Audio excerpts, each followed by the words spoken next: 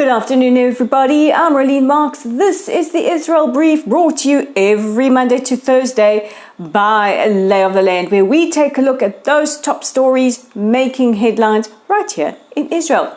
Now, let's start at the very beginning. A very good place to start. I have it on authority. And President Herzog has called on political leaders to reach a deal with regards to the controversial judicial overhauls. Now, this follows reports in the media last night that both sides, the coalition and the opposition, rejected a reported compromise. Now, this reported compromise by the president is believed to have called for an 18-month freeze to the judicial overhauls and a softening of the language around the reasonableness clause.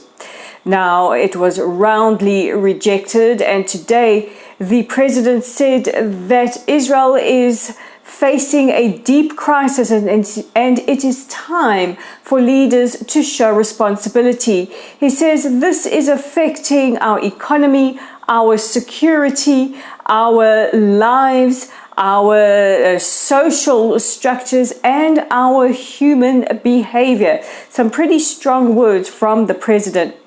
Now, Justice Minister Yariv Levin said it is impossible to agree to the new compromise proposal.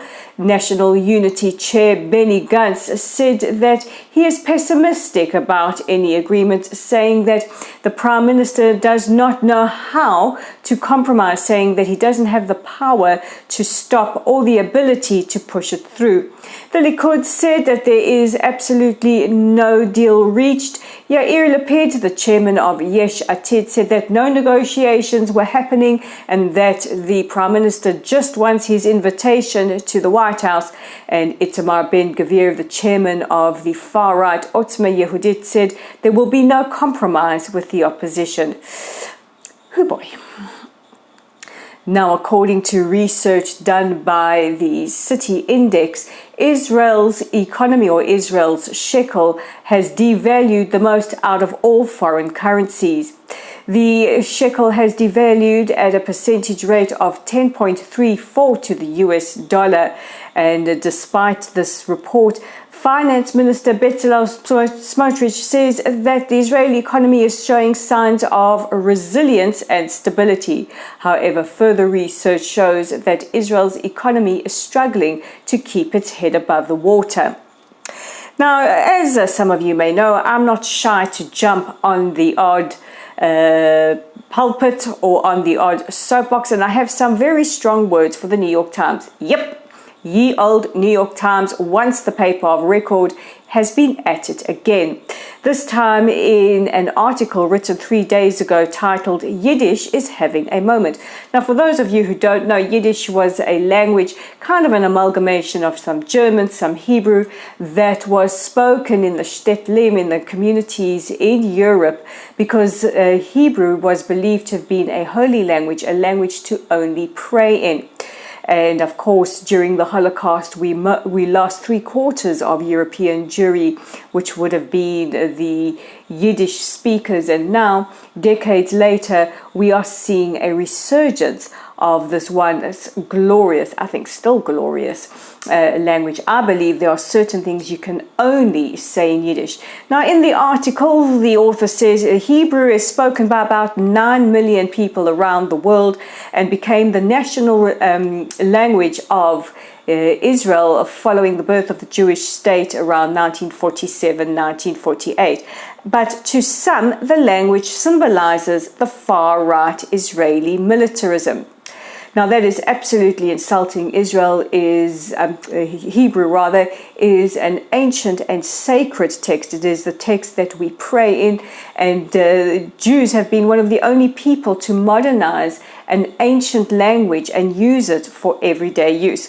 So I have some lovely words, both in Yiddish and in Hebrew, that I would like to educate the New York Times.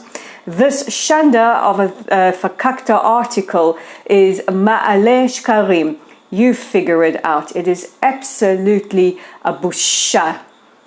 I think by the tone of my voice, you can understand what I'm pretty much trying to say. And finally, today is the 5th of September, and we remember that horrific day 52 years ago at the 1972 Munich Olympics. Many of us were glued to the screen watching the events as they unfolded. Now, what events am I talking about, you ask? Israel's athletes from fencing and wrestling, along with coaches, were taken hostage by Palestinian terrorist organization Black September, wanting the release of Palestinians in prison in Israel. Unfortunately, events did not end well, and all 11 athletes and coaches were brutally murdered by the terrorists. We cannot forget those infamous words by Jim McCabe reporting for ABC when he said, "They're all gone." Israelis being brutally murdered on German soil, where just a few decades prior Jews were marked for extermination, sent a chill through Jews and Israelis around the world.